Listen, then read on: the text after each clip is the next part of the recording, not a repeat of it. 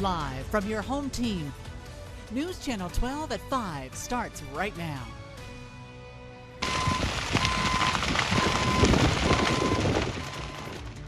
Right now on News Channel 12 at 5, the Alisal Fire rages near Refugio State Beach and in the mountains above, growing to 8,000 acres with zero containment.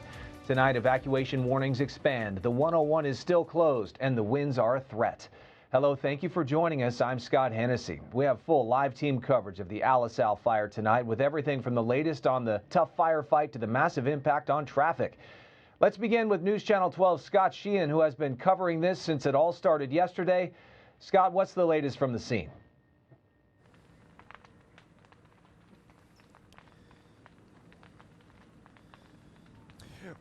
We're about a half a mile west of El Capitan Beach, where the fire is really going behind us. I'm going to step out of the way a little bit. There are a couple of different fire units trying to save this house on the ranch here. I was talking with a property owner. They said that part of this was burned during the Sherpa fire, but as you can see, firefighters are here trying to fight and do that defensive approach that they really were doing yesterday and now even continuing into today. A lot of that smoke just going right over the 101, right into where the beach is. Now, if I can spin you around a little bit and show you how much is burned and how quickly, what you're seeing right now, this about 5-10 minutes ago was about a 50-foot firewall, and then all the way going up that hill, that is where the property owner wanted to take me originally to get a better view, and it just came right down in about a half an hour is what she said. And we saw about the last 20 minutes of it, including, like we said, that 50-foot firewall. And now these firefighters from Atascadero and Paso Robles are trying to put out the fire. There's a bunch of different fire units from all across, and we just wanted to show you where they're working. Again, they're trying to save this building, that they're right here on the ranch, trying to save this and try to get this fire out. Again, right along the 101, about half a mile just west of El Capitan State Beach, and that's where the command post is. And reporting live along the Gaviota coast, I'm News Channel reporter Scott Sheehan. Yeah, about 600 fire crew members out there trying to get this thing under control today. Scott, thank you for that live report. Again, there are evacuation orders in effect tonight. This includes the area of Arroyo Hondo Canyon and Refugio Canyon west of Goleta. Everyone in the area needs to leave immediately. There are also evacuation warnings on both sides of the fire. On the Gaviota side, the warning is for the area east of Calle Mariposa Reina, west of Arroyo Hondo, south of West Camino Cielo.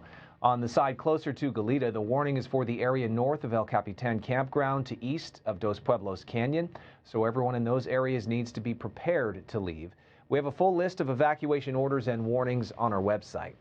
Much needed air tanker support is finally helping battle the Alisal Fire. Planes taking off today from the Santa Maria Airport are now helping out the crews below. News Channel 12's Dave Alley is at the Santa Maria tanker base for us with a live report. Dave. Yeah, Scott, at long last, the tanker base is buzzing with activity here, and you're going to see really just moments from now a DAE 146. I'm going to step out of the frame here and show you what's happening right now. Again, the air tanker base buzzing with activity as firefighting planes coming and going within the past couple hours, finally able to take part in the firefight as they had to wait more than 24 hours to finally be able to join in.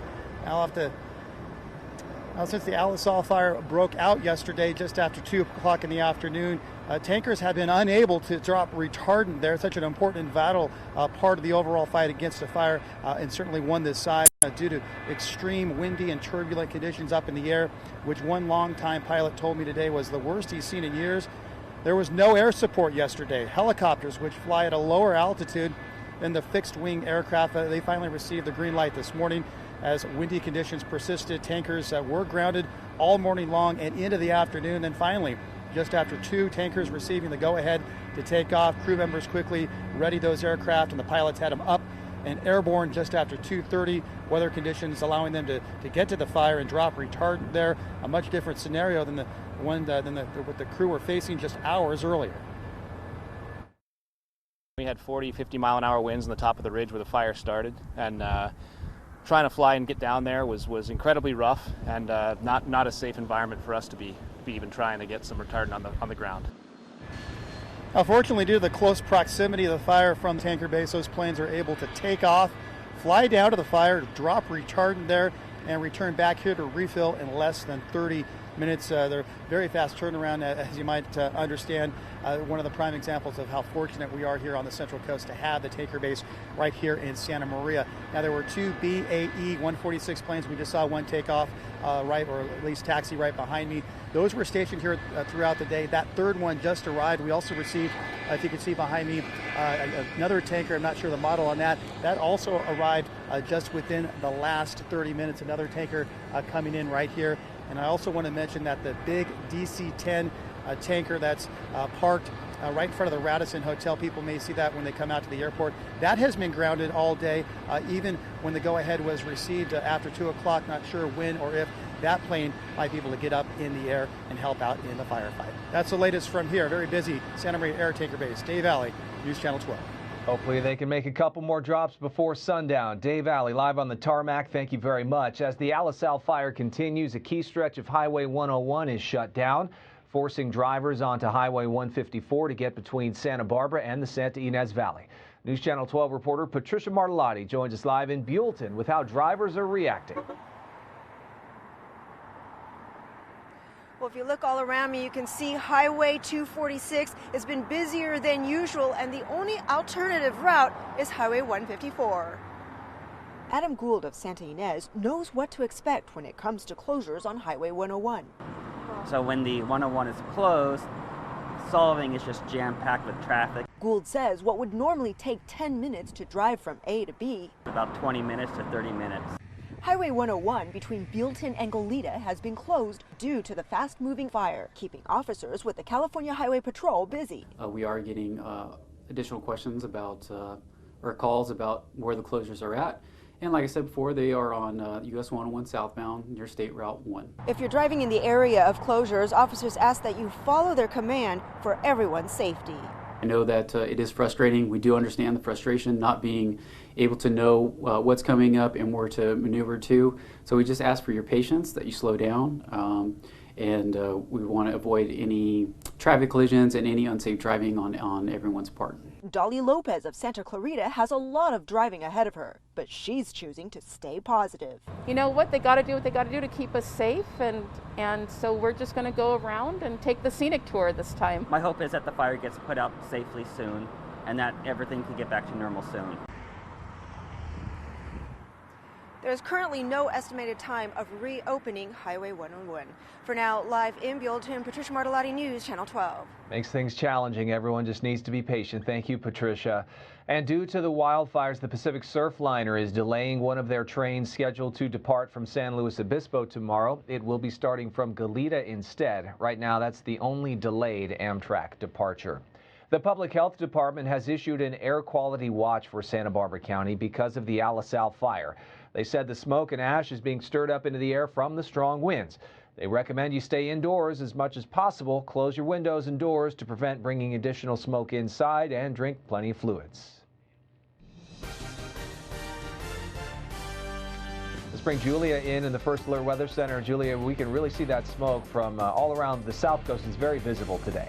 This is an incredible map that we're about to see. As you can see, the fire that's taking place right here, burning right along the east of Gaviota, pushing into Refugio. That's where winds are gusting at about 30 miles per hour. Those wind gusts picked up as of 2 p.m. this afternoon, and it's been very persistent hourly as we take a look at that sensor. Now, sustained wind moving on in at about 10 to 20 miles per hour. Humidity is also very reduced at about 10 to 20%. So the conditions are now ideal. And as far as that smoke, it is drifting far down towards the south, making its way into Baja California, pushing past Ensenada. So you can see that drifting smoke just really impacting out towards the coastline. Now, taking a look at our future smoke, you can see that activity will continue to push further down south. It's going to be impacting our local beaches and all of those areas closer to the coastline.